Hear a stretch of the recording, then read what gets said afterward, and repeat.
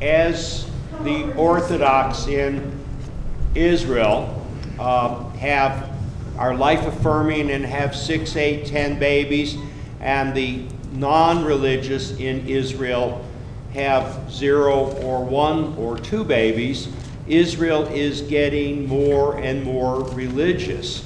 Do you think, even though we get caught up in our day-to-day things about what's happening in Syria and what this president's doing, what he's not doing, and everything, when all is said, is not Israel becoming more observant by the hour and therefore more protected by God above?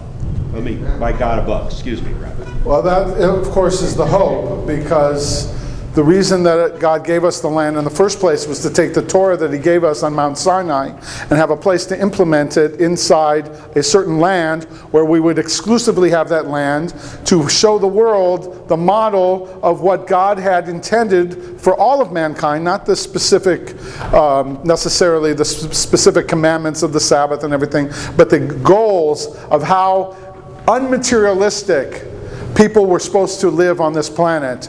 All the wars could be summed up with materialism. That you can, in one word, sum up all the wars in human history. It's greed and avarice for material land and power and possessions and money and wealth. And when the Torah, the ideal of it, was to teach mankind that everything belongs to God, and He gives it to us to use to serve Him. And as a result, this beautiful nation, this light unto the nations, was supposed to come, where the land of Israel will emanate this light to the rest of the world, and the rest of the world will get the idea. So yes, hopefully the land is going to be more and more religious, and then as a result be protected from all this terrorism and all these wars. But we still have a long way to go, unfortunately. I just want to say thank you, Rabbi. What Rabbi said, there are only 2 countries on the face of the earth that were started because of God, and one of them, of course, is Eretz Israel, and the other one is America. Our founders came here because of God, to get away from religious persecution, to be able to speak freely, practice freely, worship God freely. And we are having a lot of problems in America because we have turned away from God. That is why. It's a question for the round. Another question for the round. He's going to be the party voice. Well, I think of myself, as a Christian, I think I'm very close to the Jewish, well, let's just say my heart is really close to Israel. But here's the thing, I can't seem to put my mind on this. I can't figure out, and I'd like to hear your perspective. It may be a subjective question, but I've asked all my other Jewish friends, and I can't seem to get a solid answer. Why is it that or maybe it's just in America, the Jewish people, or maybe it's just in Los Angeles, the Jewish people of this particular, this sphere, like California in particular, Los Angeles, why are they so, even the Orthodox, why are they so liberal in their, or maybe I'm wrong. No, there are, why do they vote? Look, that way? Even after the fact that FDR is found out to have not done so much to help the Jews escape Europe and open the gates here. I didn't talk about that, but that's a whole other chapter in how America's, from the government and the elite strata, have blocked the what's good for the Jewish people and for the land of Israel, and put pressure on us to the opposite way.